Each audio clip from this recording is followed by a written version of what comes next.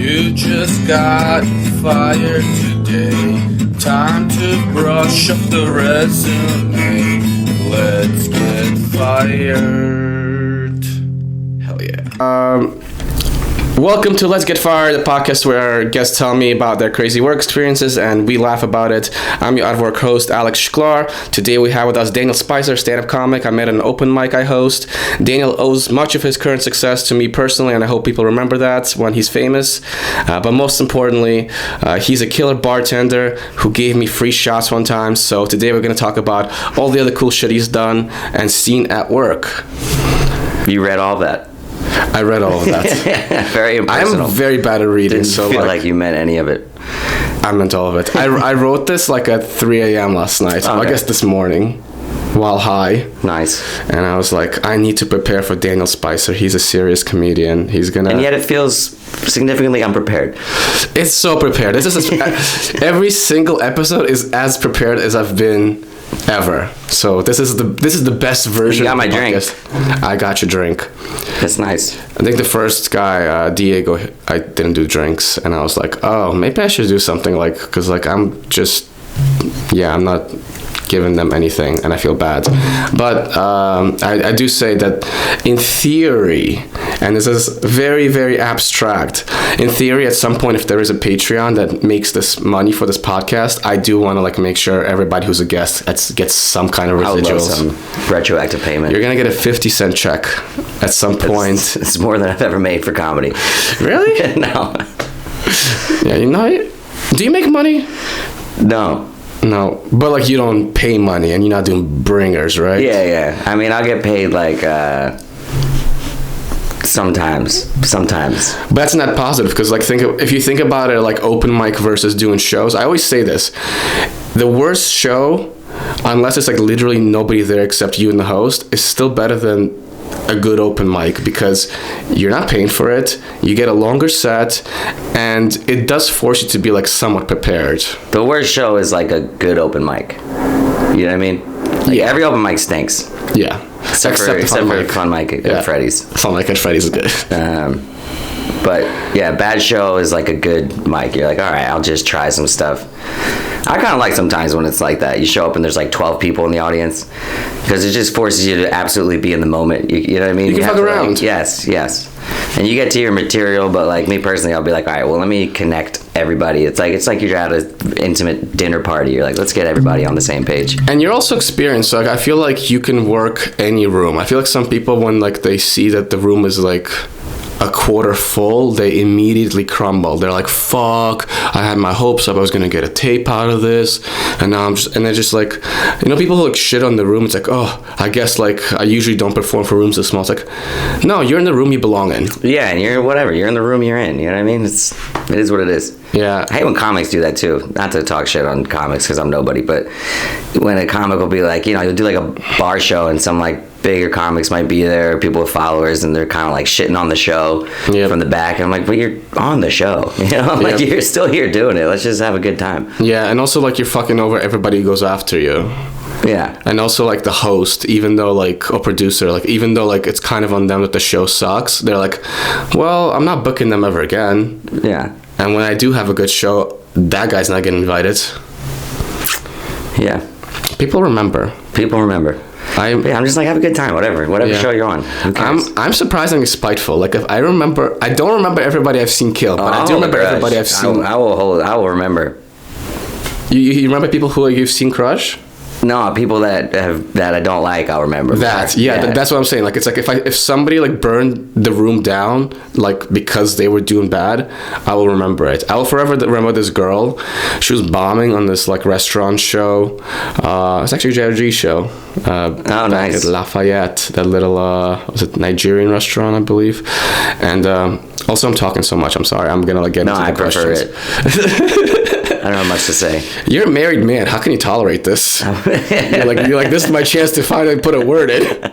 think my wife would beg to differ. She's like, he doesn't stop. Congratulations getting married, by the way. Thank you. Yes, I think I've said It's been over 6 months. I keep telling people like, oh, I just got married, and I'm like, we're closer to the 1 year anniversary now than we are to just being married. But you're also like seeing people in person for the first time since getting married. So I've said it over like text or something, I think, or What maybe do you mean seeing Instagram. people for the first time? Like in person. Oh, like yes.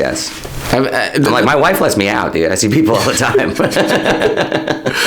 Your wife is a saint. I love Morgan. All right, take it easy. There's gonna be sectioned out in a few different, I think it's like 3 sections. One's like the opening, just like a little bit about you. The second is like the general work questions, and then I have like a few personal questions. Hopefully we have some fun. I might skip around. If we go off on tangents, it's totally fine. The goal is to, it's ultimately entertainment value. So like if people are enjoying you, I don't care if it's not necessarily like on topic, but generally the gist is like, work kind of sucks. Here's like our fun work stories. So the way I like to introduce people is the guests is just give the reader. This is so unprofessional. I'm so sorry. Just speak from the heart, man. I have no heart. I'm Russian. I came to this country to do comedy. Just a quick idea of how employable you are, and by that I mean, did you go to college? If so, I think what did you study, and like what was kind of like your trajectory of work? So you know how the cliche like a work question at an interview is like, tell me a little bit about yourself. This is that, but like gently breeze over it. You don't have to go into like details. I'm not gonna hire you. Thank you. Yeah. You're asking me now? Yeah. Where'd you go to college? I graduated college from Rutgers University. It took me that super senior semester. It was like 5 years. You know? What was the major? Communication and English. How'd you even go to college? Yeah, you know, communication seemed like it was. Did you not speak English before? I didn't. I was ESL the whole way, and then I was like, okay, I think I know the language. But within the English major, it was like creative writing intensive. They called it. You picked like a certain part of English to like focus on. So that's what I got into it when I did my freshman year. Because I had strict parents growing up, so I like had an earlier curfew than everybody, and like if I got caught smoking weed, it was like, you should go to rehab, and like if I got caught drinking, they're like, this is the worst thing anybody could ever do.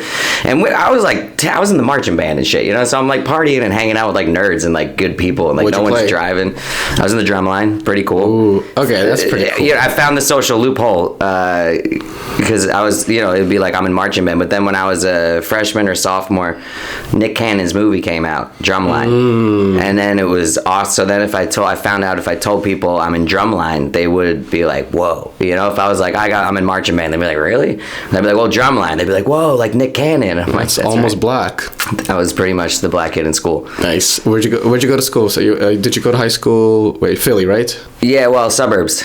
Bucks County, Pennsylvania. Ooh, shout out. Swing County, every election. I still vote in Pennsylvania. And since Trump's been running, everyone around election time, they're like, thank you. You are doing the Lord. They're like, thank you so much. You know? Oh, so you're the guy who voted for Trump there? I voted for him 6 times, voter fraud. Yeah. Nice. Well, shout out to you. Just a couple dead relatives. Alright, so I went to high school there, suburbs north of Philly. Went to Rutgers University. Did horrible. That's what I was getting at, dude. My freshman year, I almost failed out because I show up to school and I'm in a dorm, you know, and I was just like blown away. I'm like, there's no parents, you know. I had such a strict house growing up, and so I was like, I can do whatever I want. Why would I ever go to class? I never went to class. I had a 1.7 GPA. Gee. I remember after my freshman year. I didn't know there were guidance counselors in college until I got an email that was like, you mandatory meeting with your guidance counselor. I was like, okay. I thought we were just on our own here. So I was on like academic probation for like a year or two. But I turned around, you know, I graduated. How did your parents react to all of this? They, as I recall, they didn't like it. I remember, like, because, I mean, they would call all the time, and like, you know, I was like rebellious teenager at the time, so I would like not talk to them that much, come home for breaks, and how was school? I'd be like, fine. Yeah, I wouldn't really say anything, and then the final grades came out that year. Yeah. What the hell? I will say though, I had my brother's, he's He's 2 years older than me, but a year above me in school. He went to Temple. He ended up dropping out. He didn't graduate. So he was doing just as bad. So it was kind of like... took some heat off you. Took a little heat off me, yeah. Only sibling? Yeah. Okay. Because I feel like the more siblings you have, the less pressure you have on an individual child. Probably, yeah. I feel like they gave me more of it, too. I think because they saw more potential. My brother's just like this... you know, choose your words carefully. He's gonna be watching. He's a fat piece of shit. So you know, fat piece of shit. All right. Oh, fair enough. Hey, he's probably got a personality. Yeah, you know, you'd be surprised. His personality is managing at Chili's. Well, I mean, he's probably the best darn Chili's manager. And he is. He's been there forever. He's been managing Chili's. I started working at Chili's when I was in like junior year of high school. And then I got him a job there like the next year or so. Like when he dropped out of college, I got him a job there. And he started as a busboy. And now he just has been there. I mean, it's been like close to 20 years. Damn, well, he could commit. He's been there so long, they were like, we're going to give you stock. Like, we don't know what else to do, you know? Free apps for life. Dude, he does have this gold card. And any Chili's in the world, you can go to Chili's Dubai. Order off everything you want off the menu. Throw the gold card down on the house. Chili pays for it. I gotta say, that's probably the worst flex in Dubai. It's just all these gold diggers. He's like, hey, babe. I just know there is a Chili's in Dubai. That is kind of cool. They're trying to be us so bad. Yeah. They need a Chili's in New York. Not to make this a Chili's rave. This is the best chain restaurant. Hey, you say Chili's 5 more times, I might get some free appetizer. Dude, triple dipper? I haven't been to... I don't think I've ever been to Chili's. In New York, they only got one in Queens, Glendale, Queens, Atlas Park Mall. How do I know? I worked there. That was my first job when I got to New York, because they'll just transfer you around. It's like the Catholic Church. Dude, so I got this job in high school. It was a cool high school job, making much more money than all my friends working at the grocery store and stuff. And then I get to college, and there's a Chili's in my college town, and they just transfer me right over. So I don't have to like look for a job, or like training at a restaurant job is so annoying and just stupid. So you just transfer right over. They put you on the, and then I come to New York, couldn't find a job while I was trying to do comedy. Found a Chili's in Queens. They were like, we'll transfer you up there. What was the move to New York? Was it strictly for comedy or? Yeah. Nice. And what year was this?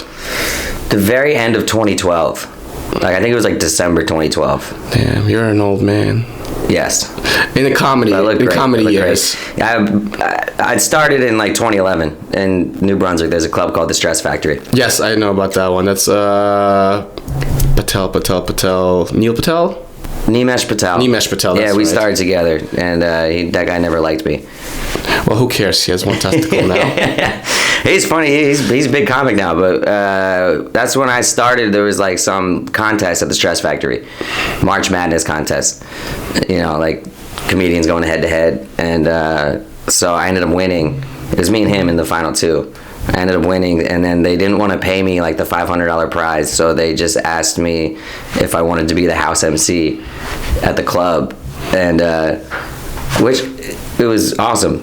So then I just started like opening all the shows for everybody. Did that for like a year, and then moved to New York. Did they even give a reason for why they didn't want to pay you? They did pay me in the end. Okay, thank God. And when it wasn't like it wasn't fully like, oh, we don't want to pay you, so we'll hire you. Like, they liked me. I was doing well at the club, so they were like, we need an MC. But they didn't want to pay me because Vinny Brand is shady as fuck. He's he's a slime ball. Should we bleep that out? I don't care. Vinny is a slimy name. I think every Vinny I've met has been an untrustworthy person. Nobody named Vincent goes by Vinny if they're not gonna scam. That's true. Vincent, good guy. Yep. Class act. Vinny? You gotta watch out. Vinny's that cousin that owes you money. Yeah. And low-key's trying to bang your wife. Yeah. Low-key, he did. Alright. I have a quick question before I forget. What do your parents do? Because they seem to be pressuring you a lot through this whole entire thing, and it's like, were they engineers or something? They're retired now. My dad was the CFO for the Sixers in Philly. Damn. For like close to 30 years. And my mom was a high school teacher. How did he feel about your Sixers tattoo? I got two of them. I got Allen Iverson stepping over Tyronn Lue. Nice. But first I got Trust the Process. It's like their slogan for a while. When I got to trust the process, he didn't believe it was real for some reason. They didn't like me getting a bunch of tattoos. I don't have that many, but And your dad is the Jewish one, right? yeah, he's a Jewish. Oh, one. so he probably really hated it. Yeah, he's like, you'll never be buried with the family.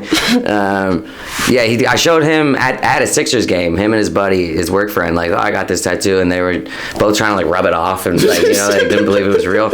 And then when I got the Allen Iverson step over tattoo, which is my favorite one, he was just like, why? What are you doing? You know, he's like. Was there ever like a breaking point where they were like, you know what? As long as he's not doing hard heroin, we're fine. About the tattoos? Well, just like anything in life, because it seems like you were really pushing them. Yeah, you know what? I don't think I was pushing it that much. I was just like a kid who listened to the Beatles and Pink Floyd and the Grateful Dead and stuff, and like all these records my dad would give me, and then I'd be like, oh, I'll try smoking pot, you know, and like I was even late with that stuff. The first time I smoked weed was like, I think I was a junior in high school. First time I drank, I think I was a junior in high school, like maybe sophomore year, and it wasn't like I was getting high all the time. It would be like, oh, you're out at your friend's. And like, dude, what we would do is like, most of my friends live in the same neighborhood. Go to my boy Billy's house. We go in the basement and play poker. It'd be like 6 of us, no girls. You know, we were just like doing our thing. And then it'd be like, oh, I got like I stole some beers from my dad's garage, or like I have a bottle of vodka, and we'd all drink like this much. You know what I mean? And then sometimes somebody would have some pot, and it would be like high school shit. We have like one tiny joint where everybody's like trying to get a hit, or like, you know what I mean? And they thought that was crazy. Dude, my dad found an eighth of weed in my drawer one time, and I was probably in college at the time, and he thought I was a dealer for the neighborhood. He was like, this is the most weed anybody could ever have. You know, and I was like, this is for like a weekend. You know what I mean? What are you talking about? So that's funny. So I didn't think I was pushing it that much, but they were just like coming down hard. Did your dad never like party, or? Well, that's what I get pissed about, dude. So like, even like the first time I got caught smoking weed, right? And this is like a long story, but I'm a big Dave Matthews Band guy. I don't care. Nice. And so it was like 2006, I think, and they would always come to Camden, New Jersey, 2 nights in a row, and they loved playing in Camden. So we would go, me and my friends, and have like a good 2-night run at Camden. And so I went to night 1 this year, and it was like 2 days before was like the first time I smoked pot, and I talked about it with the buddy I smoked with on AIM chat, right? So I go to the concert, I come home, and they were like, man, my parents are waiting for me out. They're like, how was the show? I was like, it was awesome. And they were like, well, explain this. And they had printed out the conversation I had with my friend about smoking weed. And we went to like a baseball field in town, and just like, my buddy had a bowl. It was 1 bowl pack. We both ripped it like 2 times, you know what I mean? And then like walked to Wawa and shit. It was just like a very innocent suburban night. They were like, what about this? And dude, that same night, it was when they started all that, like, maybe you need rehab, maybe this and that. I'm like, what the fuck is going on, you know? All to say, then I find out like later in life, towards maybe like my 20s, Thanksgiving, we would smoke with my cousins. And like it was basically my dad's cousins' kids were my cousins, right? And so then all of a sudden my dad's cousins would start sneaking into the closet or into the backyard with us too, because they all smoked weed. And then they all come to tell me that my dad used to smoke weed too. And like, I'm like, what is going on? I feel like your dad probably did way harder stuff. I don't think he did, because he's like a weird like spazzy kind of paranoid guy. So me and my brother would theorize about it. I think mostly he like smoked pot, because he used to go to all these rock and roll shows, like in the 70s and 80s. He's seen like every band. So I think that with his friends or cousins, maybe he would smoke here and there, but like not like it that much. Or maybe once he got a job, he just like stopped, you know, like out of paranoia or something. But never got one story from him about him smoking weed. Just always coming down on me, you know. Interesting. I mean, my parents are immigrants, so like there was no weed in Soviet Union. My mom apparently like tried something I got smuggled into from like Uzbekistan or something, and she was like, oh, it was just trash, it just gave me a headache. And then like they never did it. But it's a drinking country, so they kind of understand. They're like, oh yeah, he might want to like go do stuff. Yeah. But I was a good kid. I didn't smoke pot until I was. And like, as long as it's college. reasonable, right? That's why I always get pissed about it. I'd be like, we're not like getting hammered drunk and driving cars around town. Yeah, you're not shit. getting Like, a call from police precincts. Yeah, we're like finding a very chill spot to smoke and like whatever. Also, it could backfire, which I feel like it did with you. Like, you push them too hard, they're gonna be like, all right, now that they're not watching, I'm really gonna like let loose like in college. I think that definitely happens. Like I got a cousin, my older cousin is one of my favorite people in the whole world, and she raised her kids in a hippie town in Olympia, Washington. And I remember when I was a senior in college, her son came to hang out, and he was like late in high school at the time, or sometime in high school, and me and my friends I was living with were like, it was like the Breaking Bad premiere that season, so we're having this little party. I was like, yo, we're gonna smoke before the show starts if you want, and he was like, nah, I'm good. And I was like, are you sure? Like, you're with, you know, you could do whatever you want here. And he was like, you know, smoking was so right, like just, it wasn't a big deal when I was growing up. Like my parents would always say, if you want to do it, that's fine. Just like do it at the house or like let us know. And so then he's like, well, that's stupid, you know? Like if there's no taboo around it, then I think it's less enticing for kids. Yeah, that's what happened with me and alcohol, because alcohol was like so loose in Russia. Like kids were drinking, like out in the open, out in the street. Nobody. Yeah, so it's no big deal. You can just do it if you want, you know? I think my mom almost forced it on me to a point where I just didn't want it. She's like, fucking drink this. Yeah, I was no like, son of mine's not gonna drink. Yeah, I remember like we were visiting some like champagne factory, and I was like 5, and like my mom's like, try it. This is gonna be the only time you could try this in your life. And I'm like, okay. And then like people just like, you remember that, like as a 5-year-old? She kept telling me. I do remember it, but like it was just like so uneventful. It wasn't like a big like, oh my god, I get to do this. It was more like, I guess my mom thinks this is important. I don't actually want this. And then like later in life, like when kids are starting to drink, like around high school, I was like, I don't actually care for this at all. Like this is like because dude, for kids, I think more than half the fun is like we're doing something we're not supposed to be doing. Yeah, so if you're allowed to do that, then it's like it's not a big deal. We're adults. Yeah. Nobody knows we're doing this. Yeah. I wonder if you could do that with like sex or something. It's like if your parents just start openly talking about it at a very young age. Like, you can fuck a girl wherever you want in this house. Yeah, just let us know. We'll arrange it so like you have the house to yourself. I'm like, well, now you ruined the whole thing. You could find a bunch of open mics, just open the app, check in, and you get some points. At the end of the year, they round up the points, and the top performing comedians, not even based on how good your comedy is, which is great for all of you who potentially suck, you'll get money. And I know this is the case because I've done it 2 years in a row. I got so much money that I have been permanently retired. And the reason I'm doing this is because Comedy Scene is my day one homie, and he's giving me some more money to run this promo. But it doesn't end right there. Because if you're a comedy fan and you have no interest in doing comedy, you too can get points. You can be a number one fan and you get some comedy tickets, some prizes, and the biggest feature, I think, is you can go to all these mics, and if the comedians are performing, you could check them off your list and it'll collect that data for you. You can have proof that you saw Dave Chappelle before he became Dave Chappelle, and you could be like, hey, remember Alex Shklar? He's got a Netflix special now, but I saw him when he sucked and was doing this shitty open mic at Freddy's Bar in Park Slope. And that's kind of cool bragging rights, right? So yeah, get the Comedy Scene app. You could probably get it on a link in the below. If not, just Google Comedy Scene in the Play Store and Apple Store. Make it rain. Do you not like money? And we're back. That would ruin it. All right, we actually got a lot of the good stuff about your employment, about current employment, for after college employment. So now we can get to the juicy stuff. And I don't know if you could think of this off the top of your head, but what was your single worst job experience? And that could be getting ripped off, not getting paid. It could be just horrible, toxic environment. It doesn't have to be anything too specific. It could be like one story where like that really like soured this whole thing for you. I've only ever worked in the service industry. Was it always bartending? No. Well, so I started serving tables in high school, and then I was serving tables still like when I moved here. And I didn't start bartending until like 2018, probably 2017. Oh, so it's pretty recent. But so all those jobs suck for the most part. I think. Let me think of like the worst thing. I mean, so the last bar I was at, one bar in Park Slope for like 5 years. I don't know if we should say the name. Should we say names? You can say. I mean, like we're not.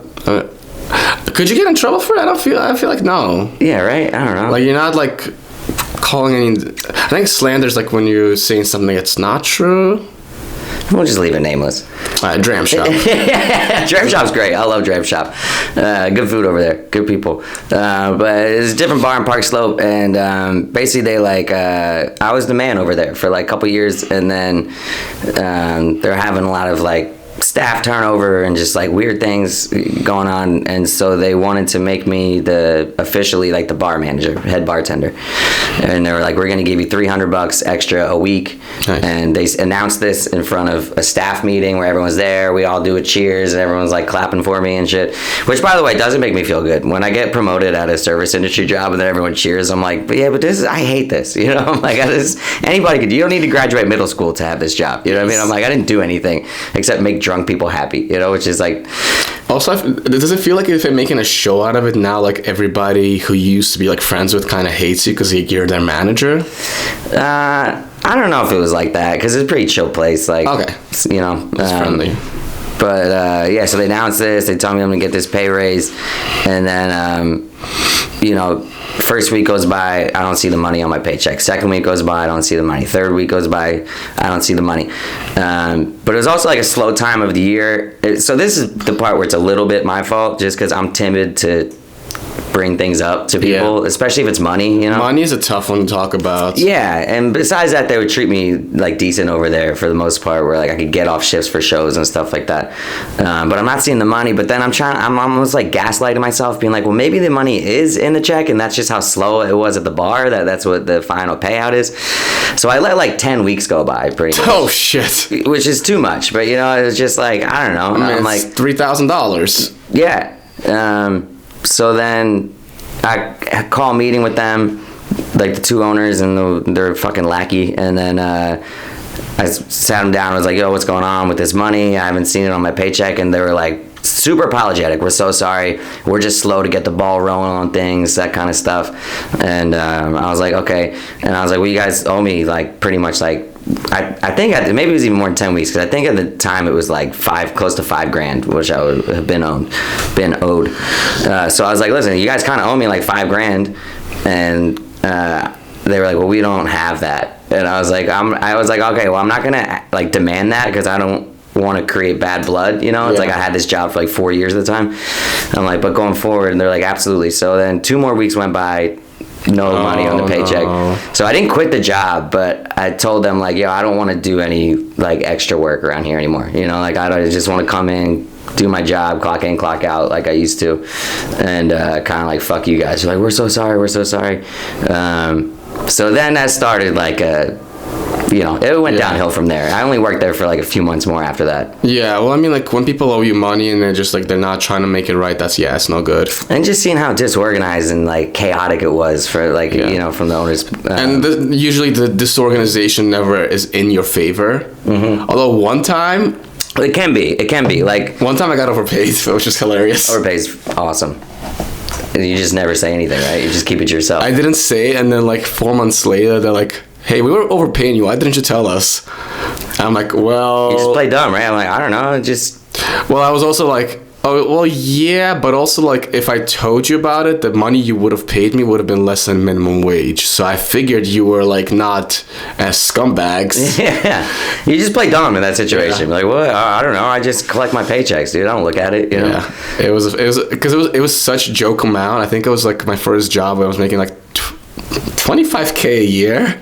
It was internship money, and they were like, why didn't you tell us we were overpaying you by like $10? Like, really, guys?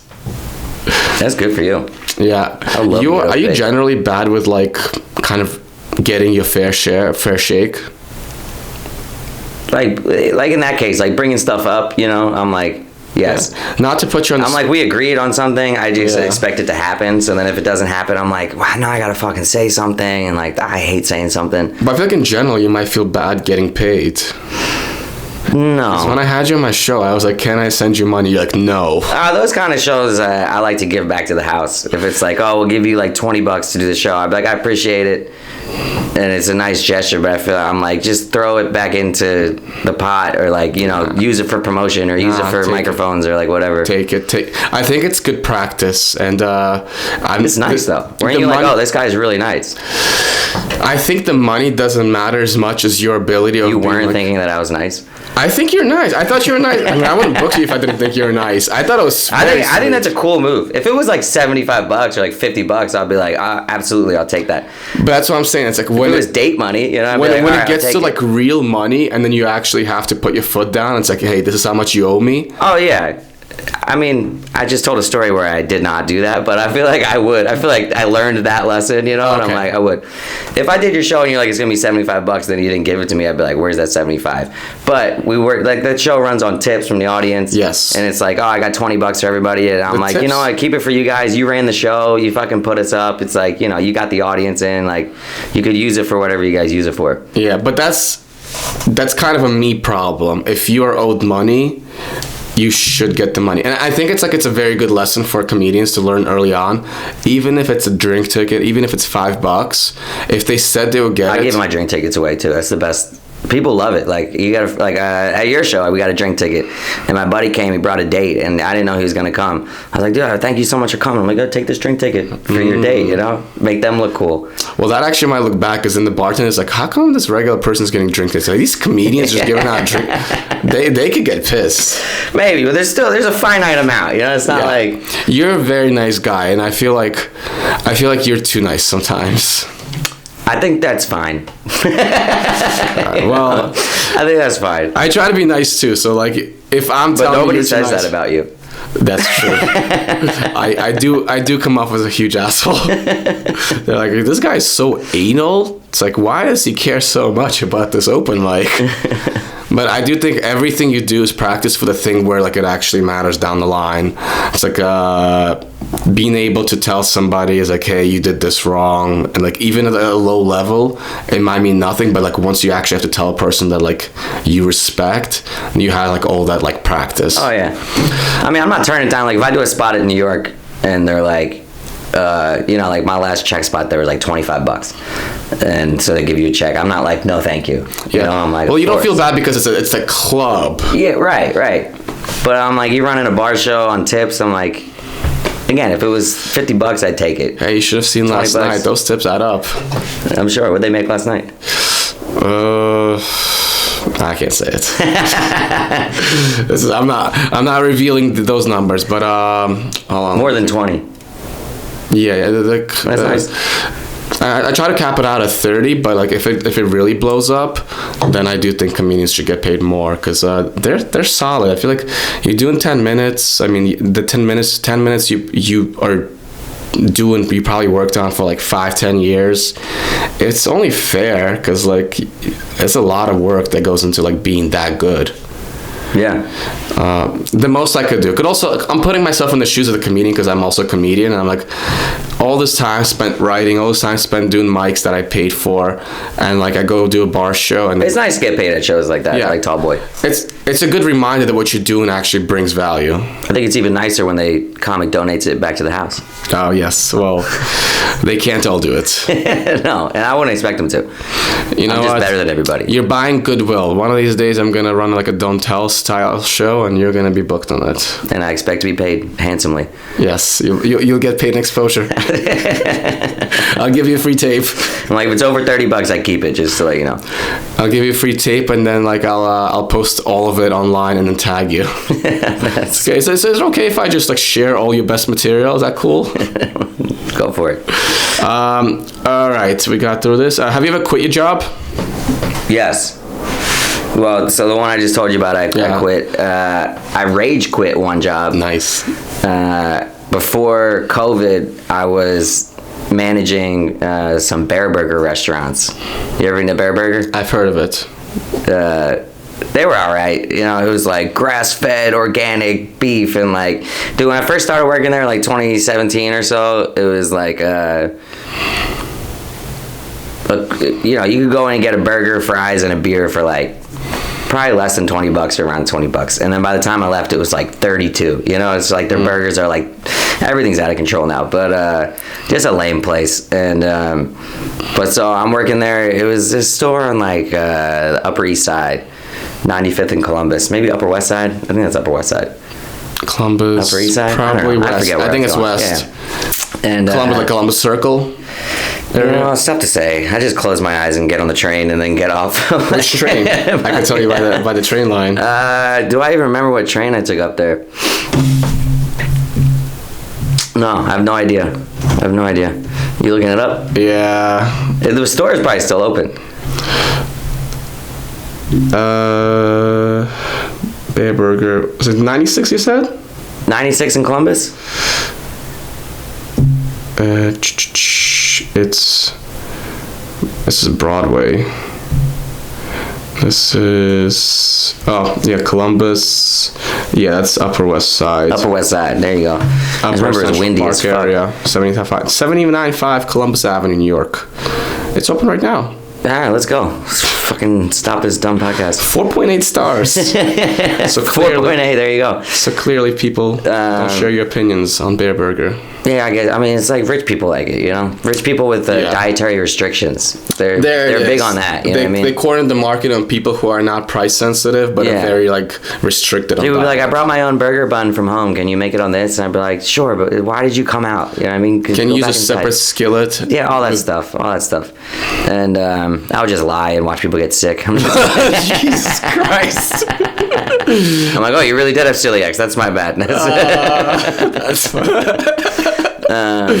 And they, through all of that, they still have 4.8 stars. Yeah, we would have had 5 if it wasn't you. But I quit there like during COVID because I found out you could get unemployment, and but so I like helped open that store up there, and I was like, there was the GM and then there was me, the other manager, and the GM was just this fucking loser. His name's Bruno, and that's a loser name. Yeah, and he was just like balding and fat and like just he was like, he had a newborn kid, and he was just always flirting. He's older than me, and he's always just like flirting with like the 18-year-old girls that work there, and just like being weird and like so I was whatever. It was what it is, and but then when COVID happened, they got weird. Like Bear Burger thought they were gonna like be the smartest ones through COVID and like could beat the system or something like that. So I remember the first thing was like we had this shit district manager and the COO, like these two guys in suits. It used to be like dudes that dressed like in flannels and backwards hats and were like, we love the Beastie Boys. They were the owners, and then all of a sudden they brought in these two guys that wore khakis and shirts they tucked in, and like they were like trying to, you know, whatever. And so when COVID happened, the first thing was they sent an email to the managers and were like, if any of the employees ask for your help to file unemployment, don't help them and don't tell them any information. Oh. And I was like, well, I'm like, this is a global pandemic. I'm like, this is beyond Bear Burger corporate, you know what I mean? I'm like, everyone in the country is going to get unemployment. And if my employees like don't, like some of them are dumb fucks, you know? So I'm like, I'm gonna help these dumb fucks if they need help. I'll show them where the website is. There's also, I wasn't able to help beyond like, this is the website to get unemployment, or like, you know, this is what you have to fill out. We didn't have to like sign it. It wasn't anything like that. So I didn't like that. And then they were actively trying to make it difficult for people to get unemployment, so like their insurance wouldn't go exactly up. But I don't think anybody's insurance took a hit from COVID, and if it did, I'm like, I don't know, I just think that the whole world was getting unemployment, you know? So I'm like, this is a global pandemic, why don't we just slow down and help people, you know what I mean? Coming. So if your insurance, who cares? But so they didn't want us to help with that, and then so then they fired everybody except for managers, and then it was all takeout, right? So just like me and the GM, and there was like an assistant manager. The three of us would show up on different days and just like do takeout, and they cut us all to minimum wage. So I was making like $25 an hour over there. So you lowered your salary. And then they brought it down to like whatever, minimum wage, 15 or something like that. So everybody was getting minimum wage. And so basically the only people that were in the store were like me, the GM, the kitchen manager. And I just was like, me and the kitchen manager one day, we're shooting the shit after we close, because we would close early and then like drink White Claws in the store.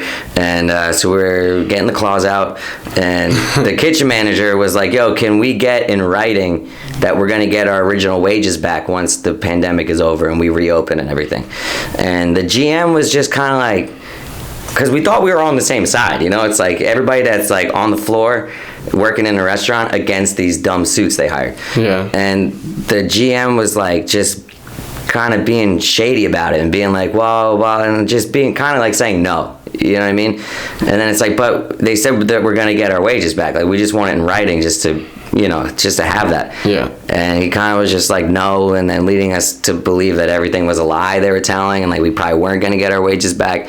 And I don't remember everything that clearly because we were drinking a lot of White Claw. White Claws just came out that year, you know, and like it was funny. The kitchen staff would always want like some beers for when they were closing, so I'd make a beer run for them when I was managing, and it was always Modelo. And then we drink Modelos. They teach me Spanish songs, and nice. Then once White Claws came out, they're just like, get the White Claw variety pack. Like, how does a Mexican guy say White Claw? Yeah, the White Claw. And White Claw. Mano Blanco.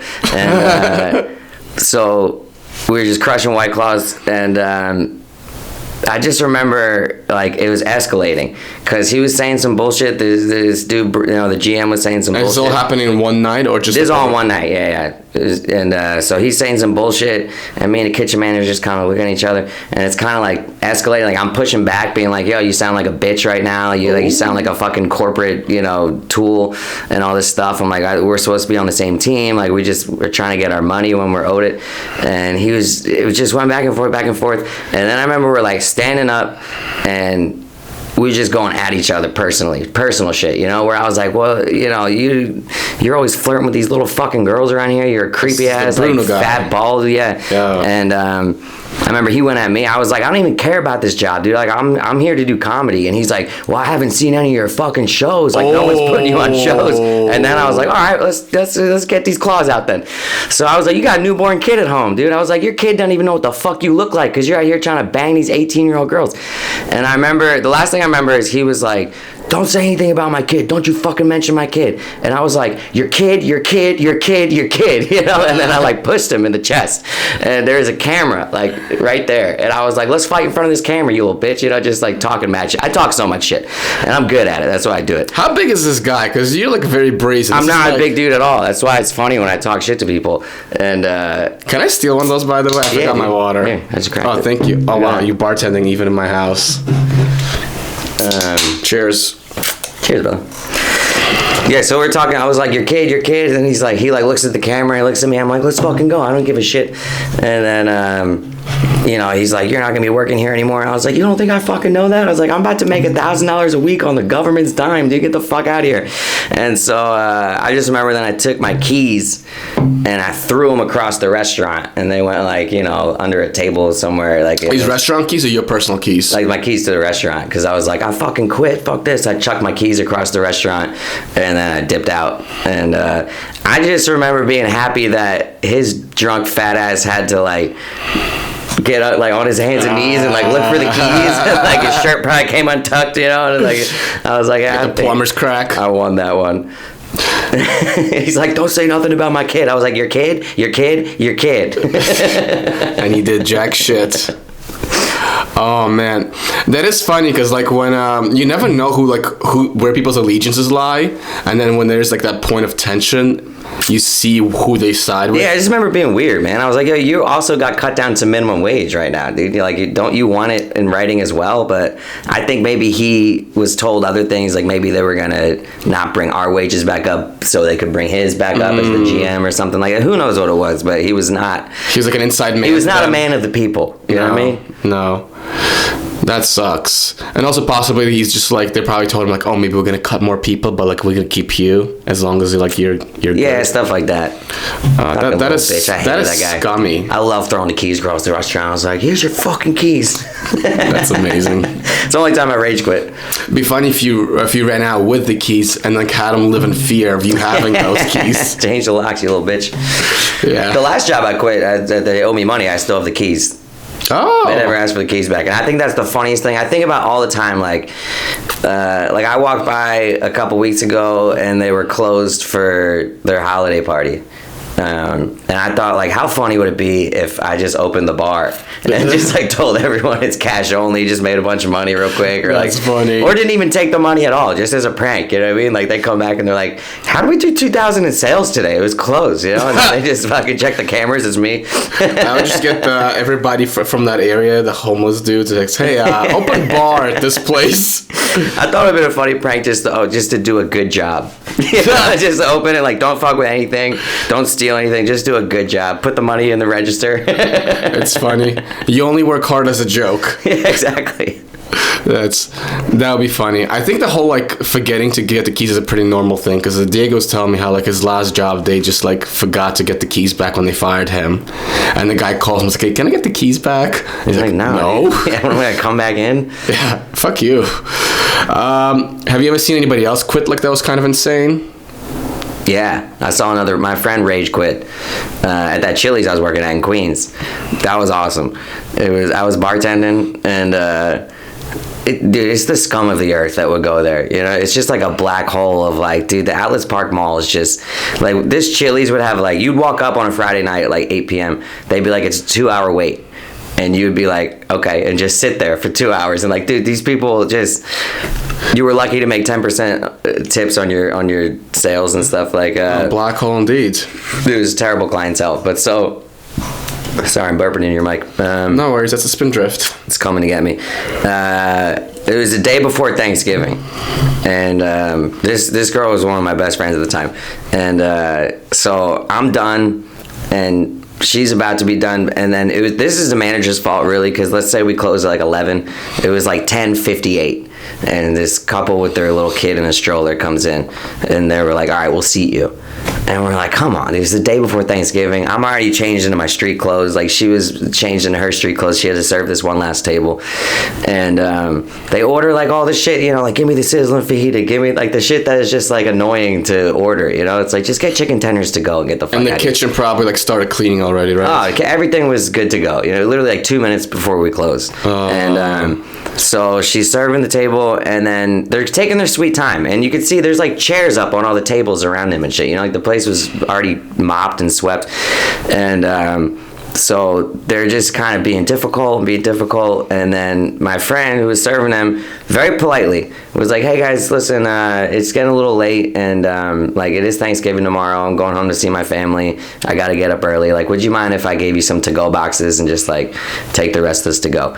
Which maybe could come off rude, but like, she was such a she was kind, you know, so it was like she's trying to reason with them. And right away they were like, how fucking dare you, you know, like, just like, that's the rudest fucking thing, like, get your fucking manager over here, like, fuck you bitch, all this stuff.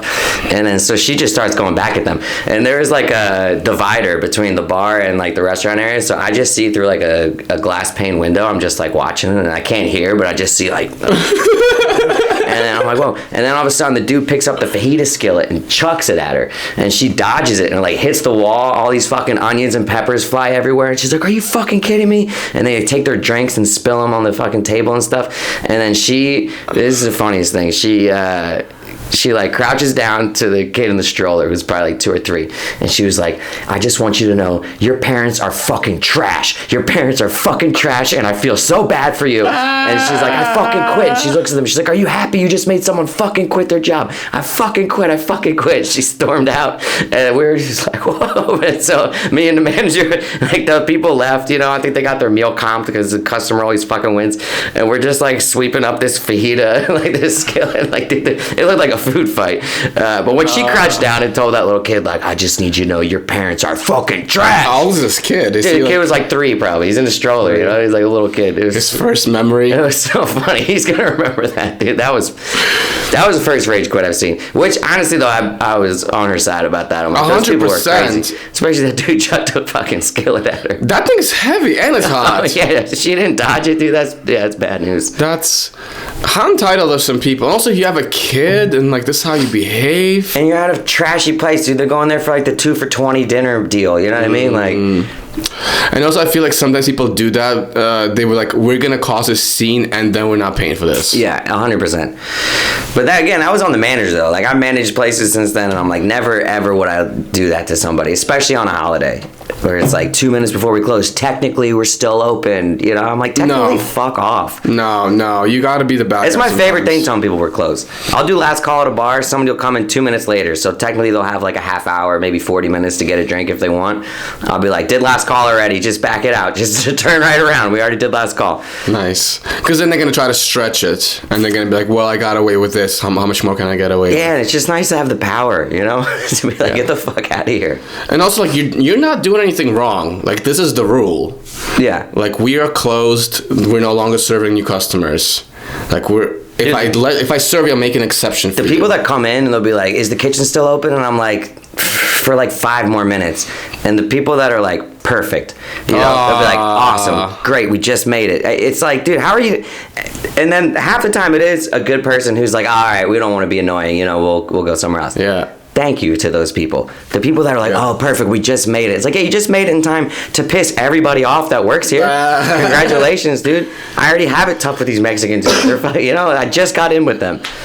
Yeah, I spoke to this guy who used to work the kitchen at Freddy's, Brendan, and he's saying like, if the kitchen's closed, I might still make you like a grilled cheese, but like that's under the assumption that you're gonna be tipping me really well. Yes, that is a thing too. And some people will come in and be like, "Oh, is the kitchen still open?" I'll be like, "You have to order right now because they're closing." They'll be like, "Thank you, we're so sorry. Like we're gonna tip big." Like they'll be upfront about that. Yeah.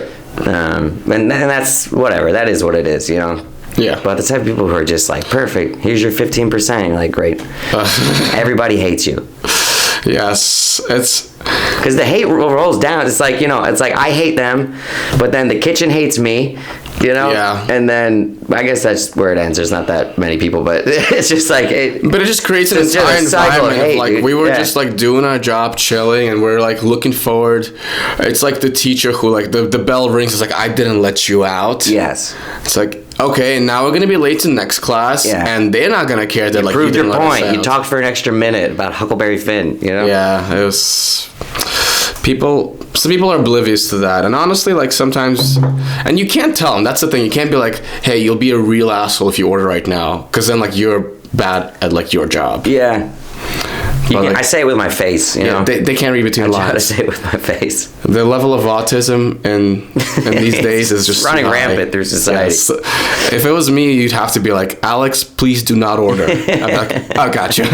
Yeah, you know what? You said 5 minutes. It seemed like a perfect time to make a grilled cheese. Dude, the worst is when it's like a young person too. Now that I'm like almost 37, like I was working at a bar on St. Patty's Day, and it's like a tiki bar. We didn't get busy, you know. It's Otto's? Yeah.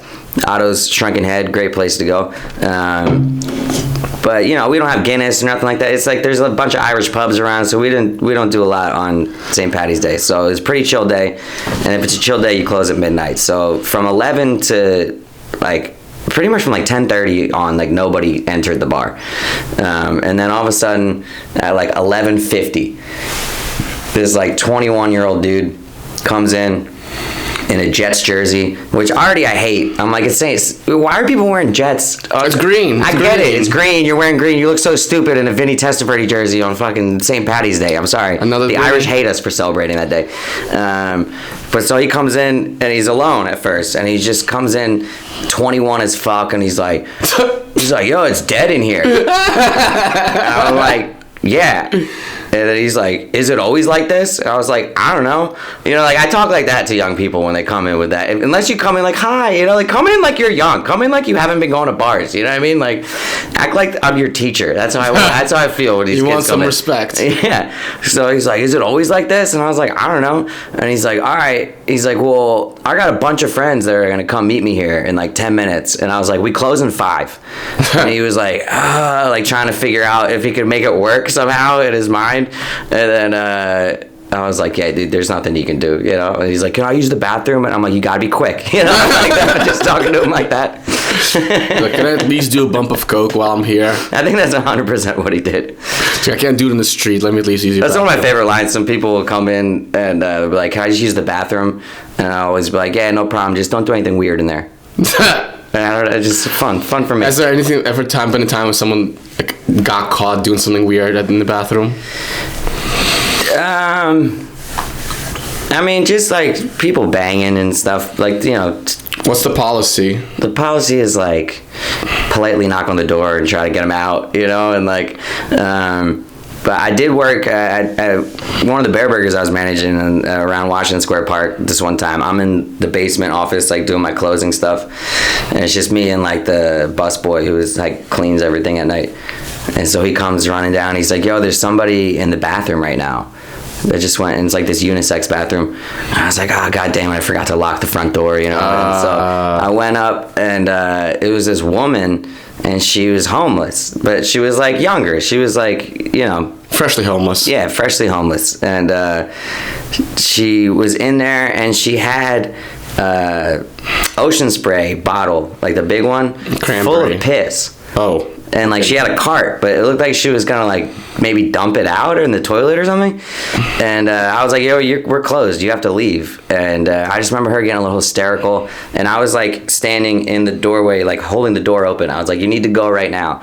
And I remember her being like, can you just please move out of my way? Because as a woman, I feel very threatened that I have to walk past a man to get out of here. And I was like, lady, I'm the one that's threatened right now. I'm like, you're a homeless person with a bottle of piss in the bathroom after we're closed. I'm like, I can stand wherever the fuck I want, dude. I'm like, I'm not gonna touch you because that'll be gross. You know, just please kindly get the fuck out.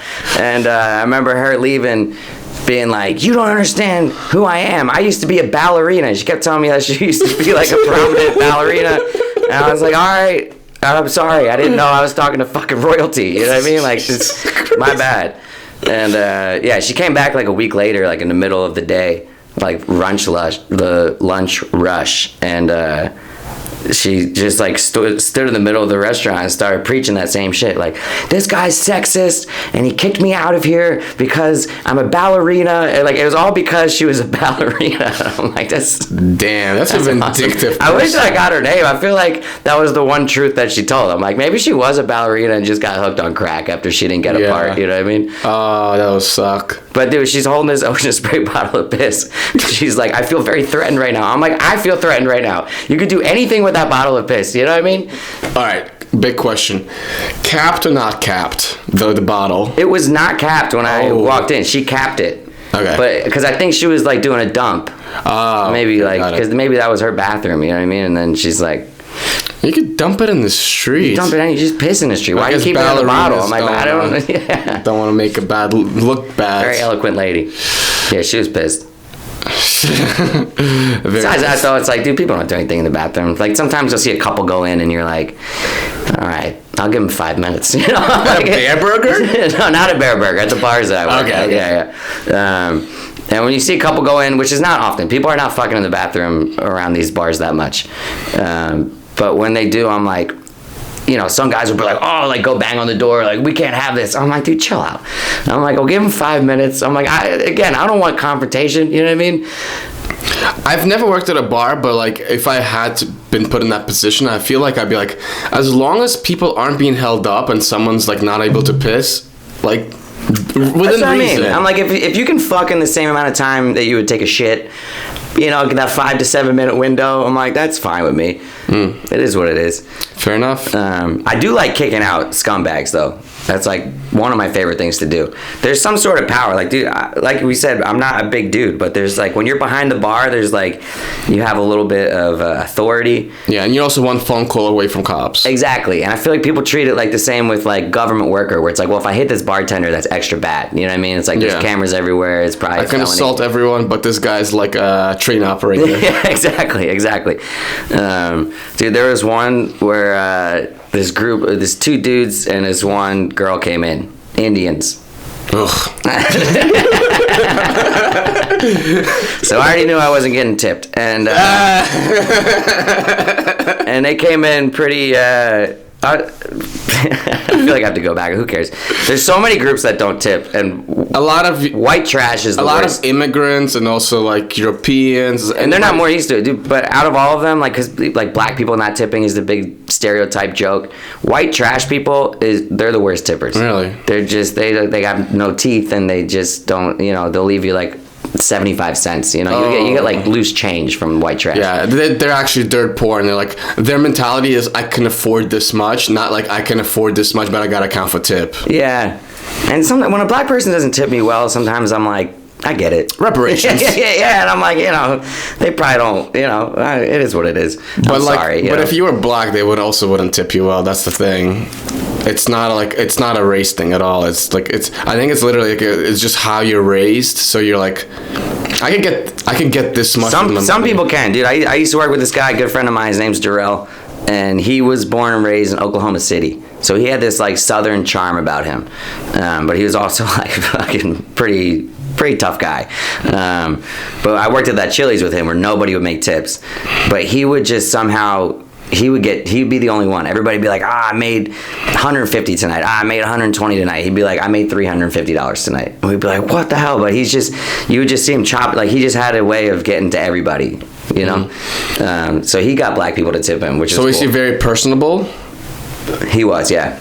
Okay. Which all of us were. Like, you have to, you know what I mean? But he just would, I don't know. I don't really know how to describe it, but he got black people to tip. Nice. It's like a superpower.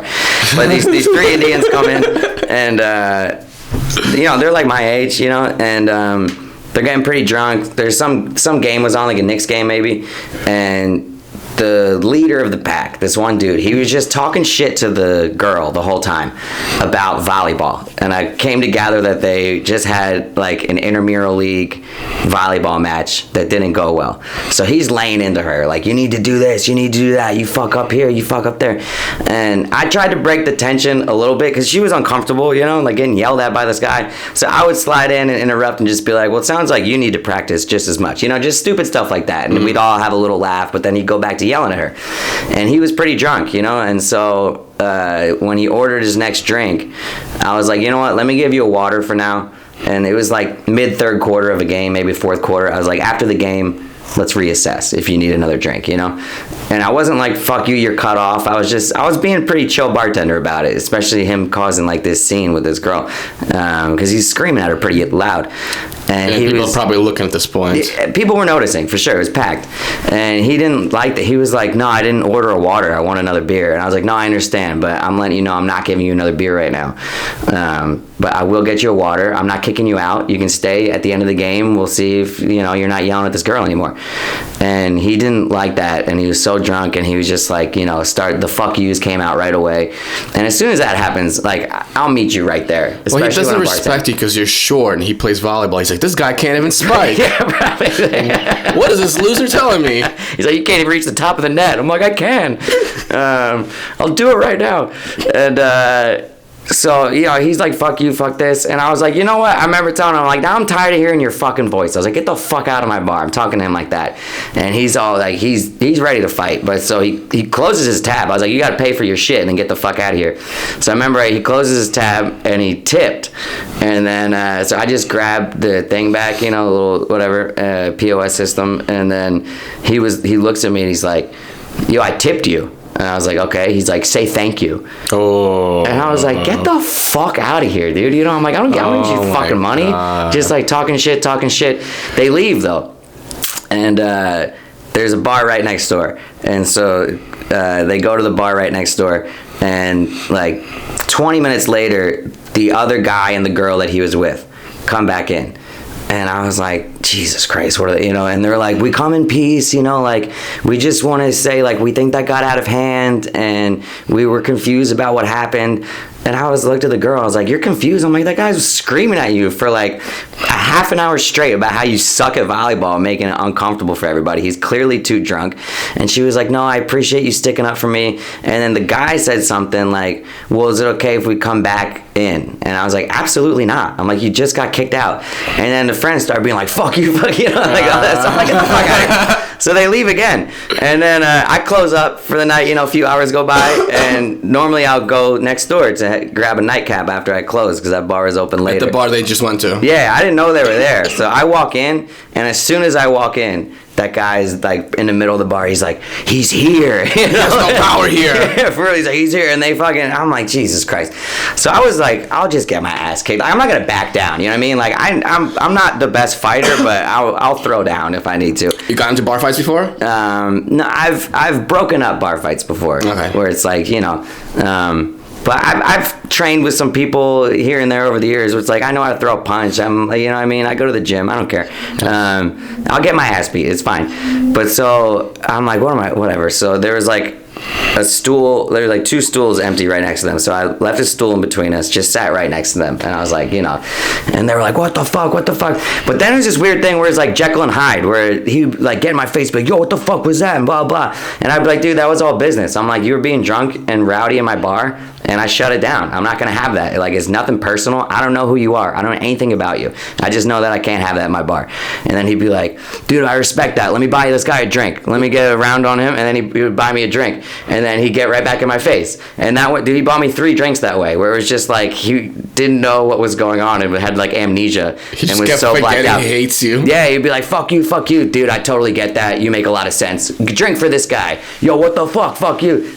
I get it. That makes sense. Drink for this guy. He got me 3 drinks that way. And then I think the funniest part was then they got, like, finally the bartender, like, it was ending peacefully, but the bartender who I'm friends with at that bar kind of came over and was like, yo, why don't you guys give him some space? He just got off his shift. Like, he's just trying to hang out, you know, decompress. And they're like, all right, no problem. So they go to the front of the bar and immediately start a fist fight with somebody. And then the cops got called and they got kicked out. Were the whole group or just the asshole? I mean, definitely both the guys, you know, like the asshole started it and his boy had to have his back, you know. But I was cracking up. I'm like, that guy just was ready to fight. And then I remember asking the dude, because they got kicked out of my bar for being too drunk, right?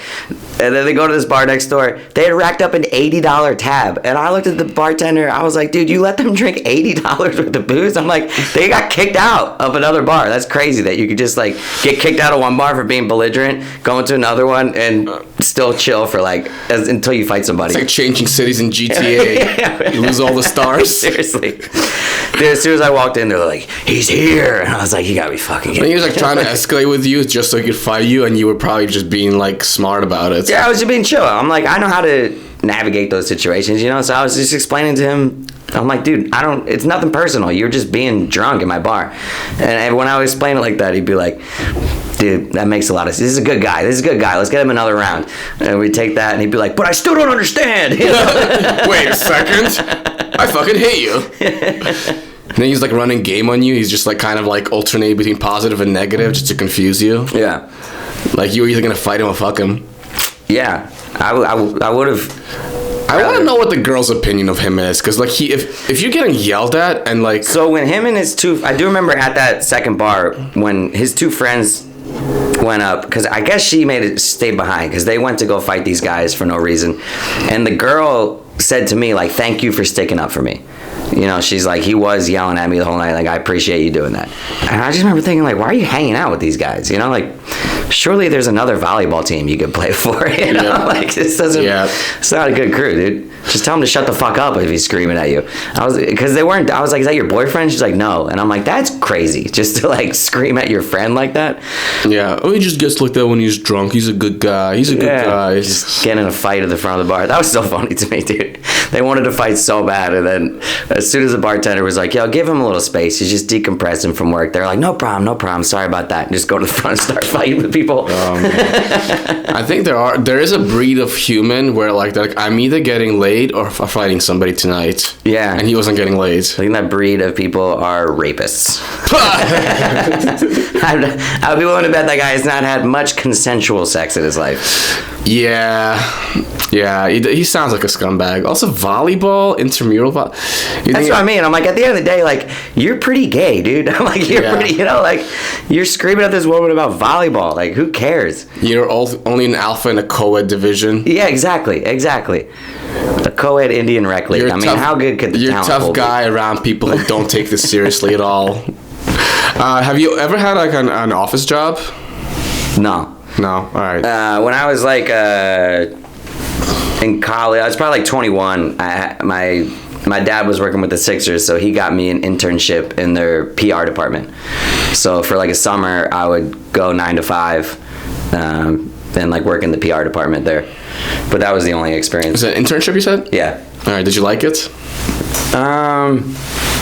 I didn't not like it. I mean, it was cool because it was the Philadelphia Sixers. So, like, part of the job was we would be on the Sixers Hoops tour, which all the interns would do. We would be the coaches, where we would go to like little boys and girls camps and like stuff like that, YMCA's, and like teach little kids like how to play basketball, like whatever, like do basically like a 2-hour basketball camp brought to you by the Sixers. And there would be like an ex-player, World Be Free, he was the man. He would be like the star of it, and the Sixers mascot would be there, and we'd have giveaways and stuff. So that was fun. I didn't like going to the office 9 to 5, especially the very first day. And you can't even write this shit. Like, my dad and I would carpool most of the time.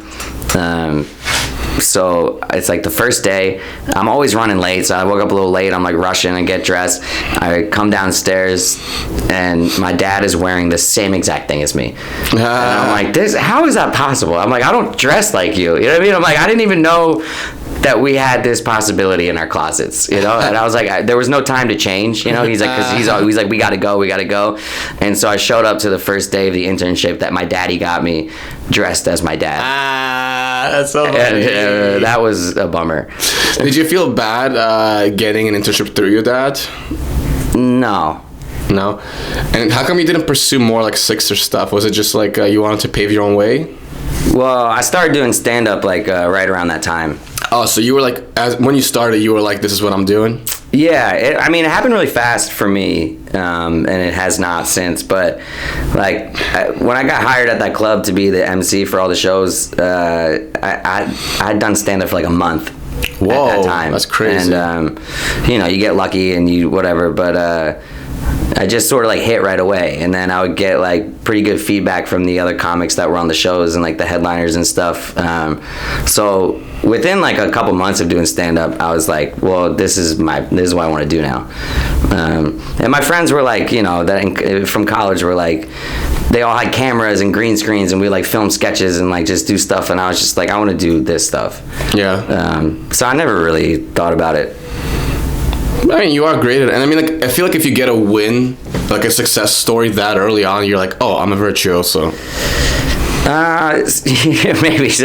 I would never say that out loud, but I might say it to myself quietly. It's not a bad feeling to have. It's like, it's a feeling that I'll hold on to. Like, I've taken hiatuses over the years in comedy, where it's like, when I first moved here, I was 23. Everybody was like, just go to the clubs and hang out and you'll be fine. And then I would show up at the clubs. I couldn't even grow a beard at the time. I looked like I was 12. I didn't run with a crew, so it'd just be me. And then I'd see all these people with like their crews that they came with from like whatever, Ohio and Philly, like all these places, and they would have like at least a couple people on their team.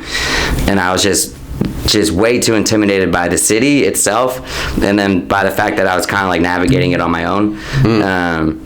So I mean, when I first moved here, right away I got I passed to the comic strip, and I was doing shows at the old Eastville location. Yeah, the New York City one. So I got into a couple clubs, but it just wasn't moving fast, and it was like I didn't get the hang. I couldn't do the hang, so I would I would do like, I would get all these cool things that would happen, and then I would like not get out of my apartment for like 3 months, and I'd be like, I haven't done a show in 3 months, I gotta figure it out, and then like kind of do stuff like that until like the last 2 years or so, and I've been like consistently pushing again. Yeah. What's your rec for like the hang? Because I have no idea how that works. Dude, I don't either. You just awkwardly show up. You know what I mean? Like, you pick a club and you just go and you sit at the bar and you just awkwardly watch people and see if you know anybody, and if you do, then you just go and say what's up, and maybe ask the bartender who the booker is, and then you see the booker walk by, introduce yourself. It's just all about making a fool of yourself, which I can do now that I'm 36. I'm like, I don't care. I'll go be the weirdo at the bar. Like, you know what I mean? I got gray patches in my beard. I don't give a fuck. When I was 23, I was like, I can't make a fool of myself. I'm in New York City. And are you racking up big like bar tabs? They're like $100 every night? No, you just nurse one beer, dude. Okay, all right, that's a good advice. Yeah, I don't get drunk out there. Yeah. Or too much in drink. I'm not like a huge boozer. As a bartender, you probably know this. I feel like people pick up on like who's been like getting drinks all night and who's like is nursing the beer. So like that's what I worry about. Well, you leave a big tip. So I'll get one beer, I'll tip $10. That's been my move. That's a good move. Because then the bartenders like you, and they're like, and I'm like, I've been sitting at your bar for 2 hours. If I was a regular drinker, I would have $50 worth of shit that I would tip you $10 for, Yeah. It's like, so I usually get one beer, tip $10, and then That's a good idea. It's like, I'm not here to drink. I'm here strictly for work. The beer's just a prop, so I don't. yeah. And everyone's like, oh, you tip like 10. All they did is crack the beer. I'm like, yeah, but I'm taking their seat at the bar. You know, they're shooting the shit with me. And it's like, it's kind of like, thank you for your service. And I also like want them to like me, because they're probably going to be working at that bar God knows how long. If you're tipping them poorly, they're also going to tell like all their other friends. And plus, if the beer's $10, I tip them $10. It's like, all right, I spent $20 tonight. If you go out with your friends, you can't spend $20. You know what I mean? Like nothing. You can't leave your apartment in New York City without $100 in your pocket. You know what I mean? And have a good time. So on the whole of it, I'm like, all right, I spent $20 at this bar tonight. That's not that much money, you know. Unless you're one of those scumbags who like brings those shooters with them, sneaks them into the bar. Do people do that? People do that fucking Freddy's. Oh really? Yeah, like when I clean up, I'll randomly find like little airplane bottles and little nips. And I'm like, the beer here's $6. What are you doing? Yeah, that's pretty shitty. Yeah, like I don't know how they stay open, and I mean that they're very careful about like picking up on like people. Like they're a popular bar though. You know what I mean? Like we see it usually on like Mondays or Wednesdays. Yeah, it's slow night, but like you come there on a Friday, it's packed. Yeah. Which is kind of funny, because like I come there like on a Friday almost never, or like a Saturday, and when I do, I'm like, oh, they do get business. Yeah, it'll be packed. Just not for comedy. Yeah. Not for comedy on a Monday night. Especially open mic and stuff. Yeah. There'll be people back there sometimes though. Fun mic is the shit though. I mean, so I was doing like average 1 or 2 shows a year from like pretty much COVID shut down until like 2024, and then just randomly saw on Reddit that you posted about the fun mic, and so I remember I showed up, and I didn't know you had to sign up beforehand. So I remember I showed up and you're like, oh, we can throw you at the end, and so I went like at the very end, but then I started doing it like every Monday. So fun mic was huge for me to get back into it, just to like brush the dirt off, shake the rust out. Like, oh, I feel so good now. I also like, used to post on Reddit, and like it never got like a positive response. It was usually like neutral, and every once in a while people would be like, why are you promoting an open mic? I'm like, but like it's a Monday night. What are you gonna do? Are you gonna stay at home and watch Netflix? Yeah, plus some people are into it. Like some people will be like, oh, I'm getting a beer at this bar, and let me pop back and see 4 or 5 comics, see what they got. Even, you know what I mean? Like every once in a while you get people who are just such crazy like comedy fans. They're like, I'm gonna go in there on the off chance that one of these guys is gonna be famous in 10 years. Yeah, you never know. I mean, like that's like they have this for people that just passed at New York Comedy Club. They have New Jokes Night on Sundays and Mondays, 9:45 show, and it like bleeds in from the show before. So you'll get like people leaving during every set, but also people coming in, but no one knows the lineup, and like it's just all new people doing new jokes, and people just show up because, like you said, they just want to see comedy. Mm-hmm. But I've seen some people on Reddit before just comment back to you being like, it's not a show, it's an open mic and it sucks, It's like, dude, take it easy. You don't have to go. You don't have to say anything. Yeah. People on Reddit are stupid though, man. I just got downvoted to hell because my buddy runs U Santini, the Movers. You ever seen Santini I've Movers? never seen them, no. They've been around for like 100 years in Brooklyn, and they're the best movers in the world, and you should use them if you're moving.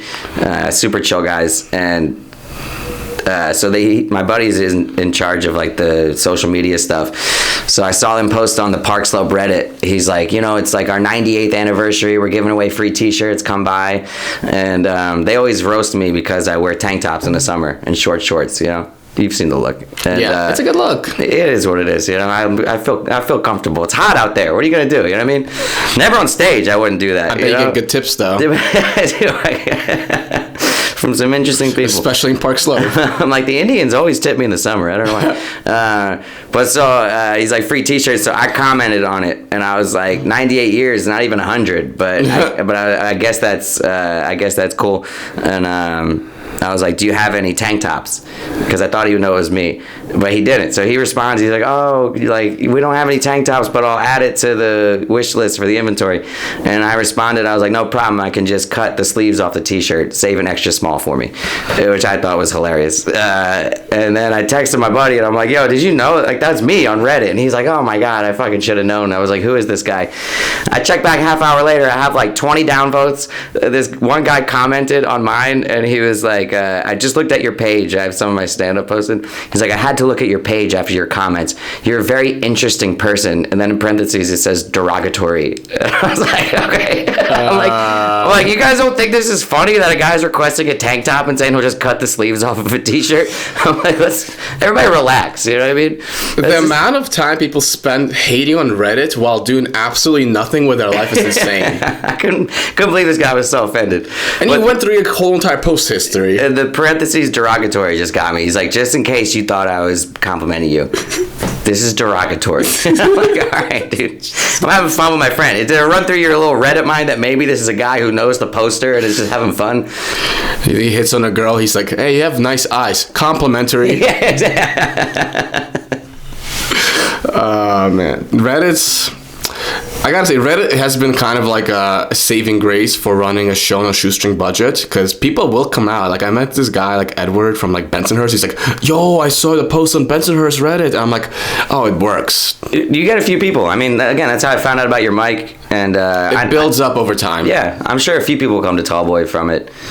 People are on Reddit, you know what I mean? Like, going on the Park Slope Reddit, whatever neighborhood you're in, it's so much fun to look at that Reddit and see all the nerds complaining about shit. It's funny how certain neighborhoods get very, very, like, territorial. Like, I post, like, on in Greenpoint sometimes, and they're like, this has nothing to do with Greenpoint. I'm like, yeah, but you take the G train to the R, and then you're there. Yeah, it's no big deal.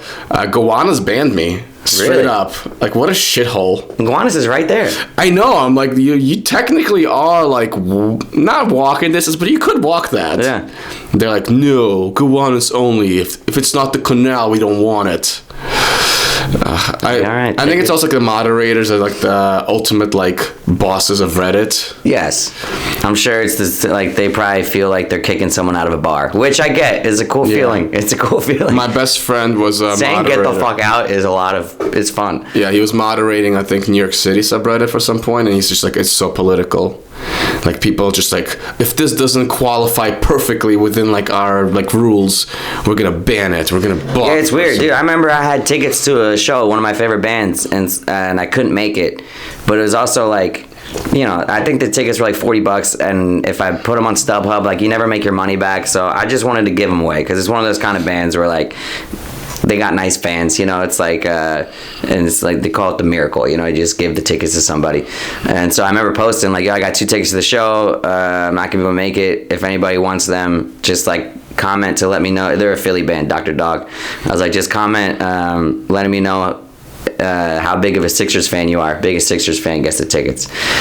And I got like 2 responses, and then after like 10 minutes. It got deleted, and the moderator messaged me and was like, this goes against guidelines 1, 7, and 5. And I was like, I forget what the guidelines were, but I'm like, you're gonna take down a post of a guy giving away free tickets to this is the band's subreddit, you know? I'm like, what are we doing here? And there's some people who like, they do this thing where they get squat on a band's page, like they'll make the page for the band, and then the band doesn't control it.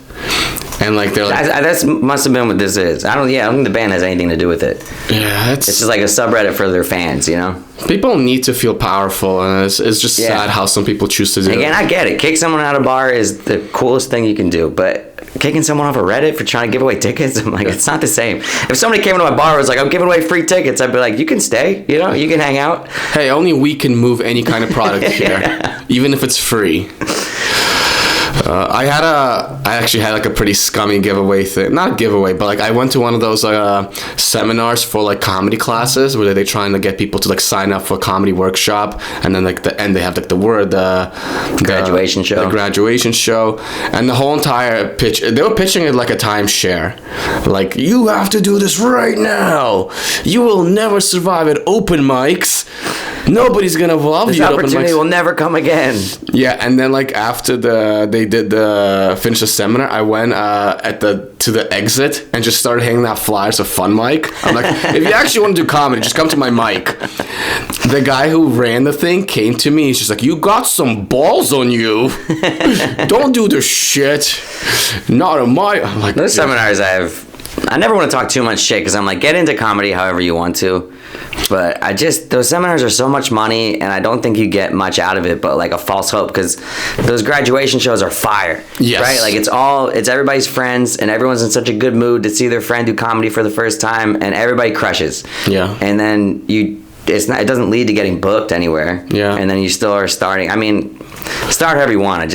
It's so much money, you know. Yeah. Well, I even without the money, I think it's just deceptive to try to build somebody up and then tell them this is how you're gonna make it. Like there's gonna be bookers watching you. Yeah. Whereas the reality do they say that for those shows? They'll say there's bookers watching the graduation shows? They're like trying to drop names. It's like, oh, so and so got to start through like comedy classes. Like Justin like started out his career with like comedy classes. It's like, yeah, but Justin like also probably ate a shit ton of shit at open mics after. Yeah. Right. He didn't just go from a graduation show to getting booked at a club. And also, if you're one of the best comics out there, like Jetselnick, I'm sure it's like... Yeah, you got started through the class. You're the one in the million that will... They got lucky that happened. Exactly. Yeah, it wasn't like he got lucky that he found the class. Yeah, he would have had the same success if he started somewhere else. Yeah, and that's why I just don't like it. It's deceptive, and it seemed like the people there, like, they didn't actually do comedy. They were just doing, like, the classes. So, like, you're getting it from, like... You're getting advice that's already like decades old. Yeah, right. They're like, all right, we read the comedy Bible front to back 20 times, and we're going to save you the time on how to make up a knock-knock joke. All right. One more of the personal question sections. We're almost done, by the way. We're doing great. All right. Sorry, I made some of these with ChatGPT. How gainfully employed is your wife for you to lead this life of debauchery in your 30s? Did you write that one just for me? Yeah. You're like, I've known you for a few years. How much does your wife make? Tell me. It doesn't make sense. She does well. She I don't know how much she makes, but she pays for everything. Nice. Did she make you sign a prenup? No. Thank God. No. Because a psychic told me that I was going to be rich. Oh. So she's... she believes in psychics? We believe in psychics. Not psychics. We don't believe in psychics. We believe this one. Oh, this one specifically. I mean, I believe that there are psychics, but it's not like... I would also want to believe a psychic if she was telling me I'm going to be rich. It was nice to hear. But so Morgan's like, all right, well, I'll pay until you're rich. She is a creative director for live events.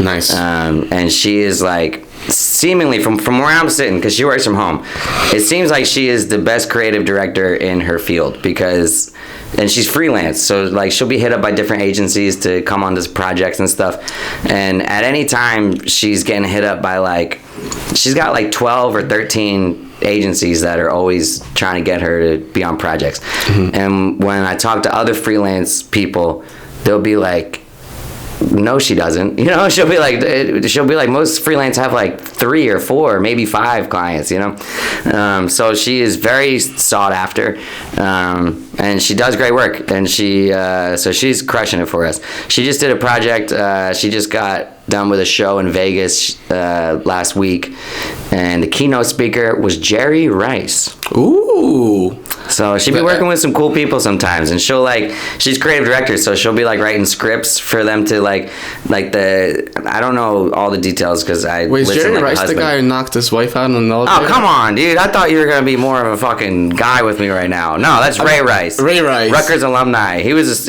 actually my first year of college was his last year there.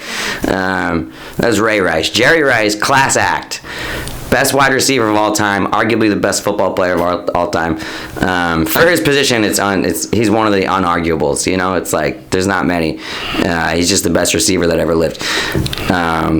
So she was working with him, and you know, it would be like her on a call with him, and she had this script written because they did like a game day desk sort of like game show kind of thing, and so she had all these lines for him to go through, and he would read the lines, and she'd be like, all right, that was good, but like maybe try it like this, and then she'd get off the call. I'd be like, don't talk to Jerry Rice like that. I'm like, what? Are you crazy? I'm like, what are you doing? She's like, who you talking to? She's like, he didn't do it right, you know, and I'm like, it doesn't matter. He's got 4 Super Bowls, dude. What are you talking about? But so she does cool shit, you know. She'll work with like a pharmaceutical company, and then she'll work with like Bravo. Like she did BravoCon a couple years ago. That was like one of the bigger jobs she got, where she was the creative director for the whole BravoCon that was I think it was in Vegas. but could have been in LA or something. I kind of forget. But yeah, so then she was just like hanging out with all the Bravo stars and like became friends with the Vanderpump Rules girls and stuff like that. And so she does good stuff. That's awesome. We split rent. Oh, you guys are still renting. I thought you guys lived in a mansion somewhere. No. We will once the psychic, his premonition comes true. Did I say that right? Premonition, yeah. All right, hell yeah. I'm like, I've had too many seltzers. But is English your only language? Yeah, well, I speak Spanish pretty good for a white guy.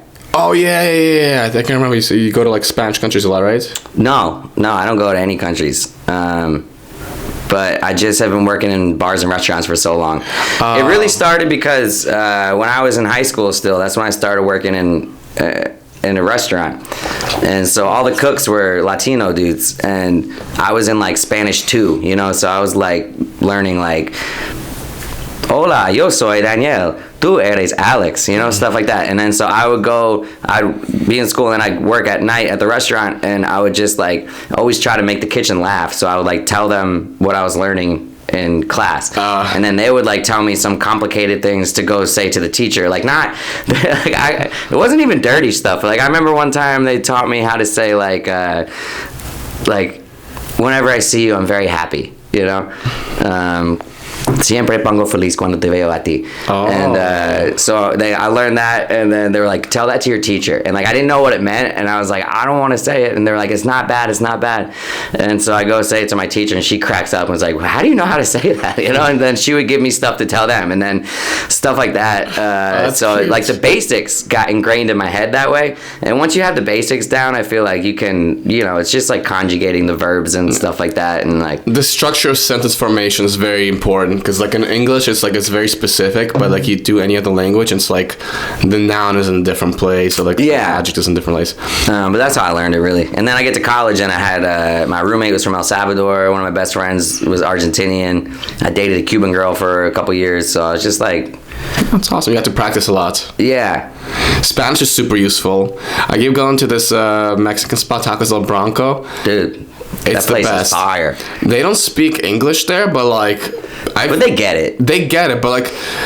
I've had multiple girls that I came with it trying to impress me by speaking Spanish, and it's like, don't do it. Like, they hate it. I'm embarrassed for you. You know, so that's the thing that I'll struggle with too as a white guy, because I'm not trying to be racist, but and sometimes people will get mad at you. Like if I lead with Spanish, if I meet somebody for the first time, like I'm working with them, they work in the kitchen or whatever. That's the most. I'm like they can only work in the kitchen. That's where all the Spanish people are. I'm like, you're a bartender? I think you're supposed to be in the kitchen. But if I meet like a new cook or something and I lead with Spanish, a few times in the past they'll get mad at me, and like even in broken English they'll be like, fucking talk English to me, bro. And I'd be like, all right, my bad.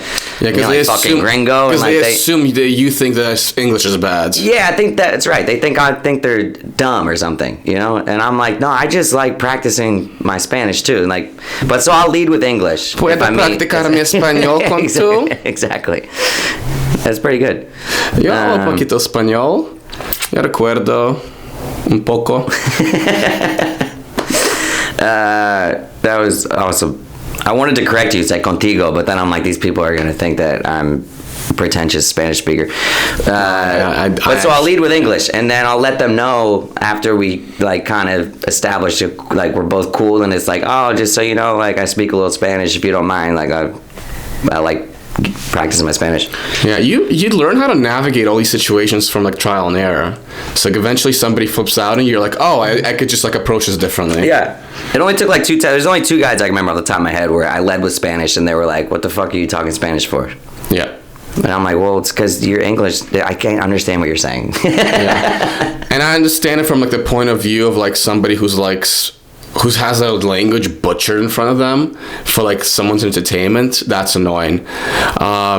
Yesterday, actually, this girl tried to speak Spanish, and I'm like, there's going to be a follow-up question, and you're not going to know what to do. And she's like trying to do like these tacos birria, and then once the lady started asking, like, do you want the cheese or not? The girl's like, I did not think there'd be like more things to say. You just are like, no. The most hilarious thing was my ex was, she's like 3/4 Mexican, but she was born and grew up in Texas, so her Spanish is worse than mine. But she was trying to do that, and it was so bad. The lady was like kind of like entertaining it because she's like, all right, cool, you think you speak Spanish. And then she ordered literally a tub of horchata because she didn't know what she was saying. She's like, well, this is mine now. This is mine. Yeah, they gave her like literally one of those to-go like soup containers because like she didn't know what she was getting. And it was funny. I just laughed the whole time. Yeah, I'm like, you just gotta eat that, you know. And I would be like, no, that's what I meant. Thank you. Thank you very much. Yeah, at the end of it all, I paid for it. Yeah. I'm like, gee whiz, was that worth it? That was a date? That's my ex. So like, I guess? Yeah, I guess it was a date. All right, we're almost out of the woods. This one's a bit of a fun one. If you could go back to high school days, knowing everything you know right now, would you do something differently? Anything work-related differently, school-related differently, or life-related differently? Definitely. Get more six-stitch tattoos? No. I probably would start stand-up earlier. But I would just fucking chill. I would just chill out. Right? Were you like that in high school? Like everything is like, is this cool? Is that cool? Is this gonna be made fun of? I would have been like, roast me. Who gives a shit? You know what I mean? Like, I wasn't so much that. I was never cool and I knew it. But I definitely cared too much. That was the thing. I was always stressed. It's like, I'm not getting laid. And now I'm like, nobody was getting laid. And when I look back, I was friends with everybody. Like, I hung out with the popular kids, and then my crew was like, we were nerds, and then we became popular. And then I hung out with, like, the marching band people who were cool. And then, like, it's just, like, I kind of knew a lot of people. But at the time, I was like, I'm a fucking loser. You know what I mean? I'm like, nobody knows who I am. Just that kind of shit where it's like, you would just let that go. And, yeah, probably I'll just chill out. It all doesn't matter in the long run. I would delete that fucking AIM chat where my parents caught me smoking weed. I'd figure out how to go in the history. They went in the history of AIM chat somehow. You could go in like the history of old conversations. Funny. So I'd figure that out. To print it out is funny because they're like, did you have a home printer? Yeah. Oh, okay, this wasn't that bad. It'd be funny. I just go to the library. I imagine him printing it out at work. Wait till my son sees this. Bring it home. Yeah, home printer. He forgets about it. Some coworker finds it. It's just like, hey, I think you forgot this at the printer. It's like, this looks like two kids talking. What is this? All right, and one final thing is the Post-it note. The tradition is give one tip to anyone out there that's out of work, currently stuck doing a job they hate. And some examples of past stuff is like ask all your friends about anything they've heard about openings. Yeah. Oh shit. Yeah. So I've had 6 guests. One of them I gotta have him again because like these ones? Own your shit, learn and do better. That's Jared Woodback, whose episode I botched. Wildly unsuccessful guy too. I'm like, what kind of advice is this? Well, he actually. I mean, I wish I didn't fuck the episode. Don't underestimate Craigslist. Creepy. Take your job seriously. This one I don't agree with. Don't take any job seriously. I think that was going to be fun. That's a lawyer advice. Work isn't your family. That's good. I like that. I can't read the rest, but yes. They will throw you away as trash. That's true, but so will your family. I think it's nice to have a good relationship with the people you work with. But I agree with that a little bit because you keep them at arm's length. It's Alejandro. He was working for this company and like he was like basically like he was holding the whole thing up. The whole office was operating with like him as like the crucial pivot point. And they're like, we're gonna promote you, we're gonna do this, we're gonna do that. And then like fucked him over, moved him to like a shitty office, and like he was so mad like that he ended up like quitting. And like sounds like something that a family would do to somebody. And they had to close it because like he was the reason the place was successful. Yeah, that sucks. I agree. They're not. I mean, that one. These are also like people on the spot. Like I'm not like telling people to like think of anything. Keep a routine. Yeah, especially when you're unemployed. And don't give up. I mean, that's just general. These are pretty gay advice overall.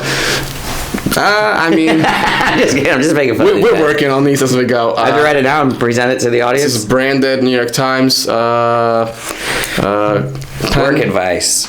Work advice. Oh, nice. It could be life advice too. I got that for free from New York Times. Oh, by the way, the headphones, I got those for free from different jobs too, because we get like a little budget for like work from home. That's nice. And I did that at multiple jobs. One time I got one pair of headphones, and like at New York Times I got another. That's pair working the system. Maybe that's my advice.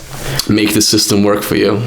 Come on, I can't write that. You just said it. Oh, sorry. I'll edit it out.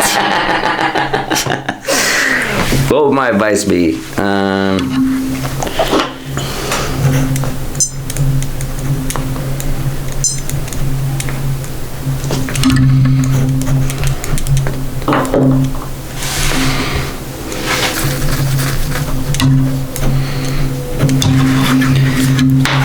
Don't work at Chili's that long.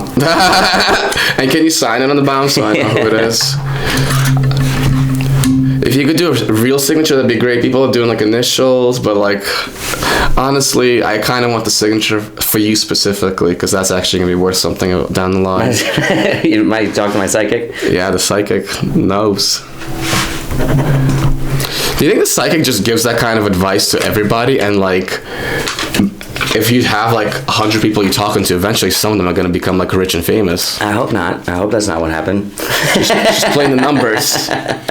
All right, folks, you heard it here first. Don't work at Chili's that long. Also, did you miss an apostrophe or no? Does Chili's have an apostrophe? It's in there. I put an apostrophe. It's light. It's next to the dot. So tiny. All right, cute. All right, one final thing. Do you got anything to plug? And keep in mind, this is going to come out probably in sometime 2027. No, I got nothing to plug. Nothing to plug? Well, Instagram, Daniel Speiser. Daniel Speiser, yes. You have the best Instagram. It's all just like pavement, like wet pavement, until the fun mic. Until the fun mic. Yeah. And then you start posting some actual stand-up clips. It's not wet pavement. It's faces I see on the ground. Okay, well, yeah. It's not just, I'm not just like, whoa, wet pavement. It's not that dumb. It might It is dumb, but it's not. Do you just hate social media? I'm not just a fan of, I hate social media. It's like you're doing it out of spite. I'm doing it because people are like, you have to do it. I'm like, okay. Daniel Speiser. Now everyone's like, get 20,000 followers. And I'm like, okay, cool, here I go. And that's the sad thing. It's like the people who have the followers now. New York is the only place where clubs sell themselves. Anywhere else is like they don't book unknown comics anymore. Like really? Like they don't just sell tickets on their own merit. It's like people will look them up. If they have followers, they'll come. Interesting. So New York is better then, in a sense that like you'll get booked if you're just a good comedian? Yeah, I mean, you show up places like the New York Comedy Club or the Stand, or even little places now. Like I feel like Flophouse and like little spots like that. Like they just Bush comedy. Yeah, like they just sell tickets. You know. Oh, that's actually very good inside information, because I always thought that like I don't know how. That's just what I think. I don't know. Oh, fair enough. I mean, I was talking with my friends who manages a club in Philly, and that was kind of the consensus. That was like, you know, it's a lot harder to get booked as an unknown, even if you're good, even if you're consistently crushing. If you only have like 600 followers, 1,000 followers, people are like not that interested. Whereas if you're like okay, but you have like 30,000 followers, they'll give you more of a look because they think it'll sell more tickets. But does it though? I think that it does. Because a lot of times, unfortunately, these 30,000 followers are like a bunch of dudes jerking off to this girl in India. It could be that. I would love those guys to follow me. Well, maybe one day you could be famous and Indian dudes will be jerking off to you, Daniel. That's the dream. All right, cool. That's been Let's Get Fired with Daniel Speiser. Come back whenever. I've never been fired. Isn't that cool? Am I the first that one is impressive. On the show no. I'm thinking. Yeah, no, I think you're the first one. Well, no. David Phillips, I don't think he's ever been fired, but he's also like run his own practice. Which one was his advice? Take your job seriously. Well, he's never been fired, so that's why he's taking his job seriously. Get out of here, David Phillips. Surprisingly, he's a goofball. Patrick Gold, he's taking his job seriously. Come on. His advice to me was personal comedy advice, like stop talking about your small penis. You don't have a small penis. You're ruining your chances with girls. That's a good David Phillips impression. I love David. How do you feel about small penis jokes? Because I make them because they're funny, but then like you get like an occasional aw, and I'm like, oh shit, they think I have a small penis. If it's funny, it's funny. Yeah. But I'm also like, am I ruining my chances with any girl in this room?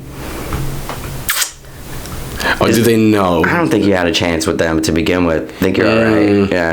Just assume you don't have a chance with any woman in the room. Yeah. Okay, that's good. Because I'm just doing it just for the laughs. I don't care if I come out like a winner or a loser. As long as people are laughing, that's the end goal. I don't do penis jokes, really. I used to do one sometimes. But I don't know if people liked it. That's probably why I stopped. But I would say, like, I'm only like 5'7". I'm like not a big guy. But I think it's interesting because a lot of times when I get to know them, they'll let me know that, like, later down the line, like, you know, when I first met you, I was intimidated by you. And I'll be like, intimidated by what? You know? And then I'm like, then I realize it must be my gigantic penis. Which, maybe I'll bring that joke back. That's not bad. It's not bad. I like it. All right, I kept you here for like hour 40, so I'm kind of like, we're wrapped up basically. You're fired!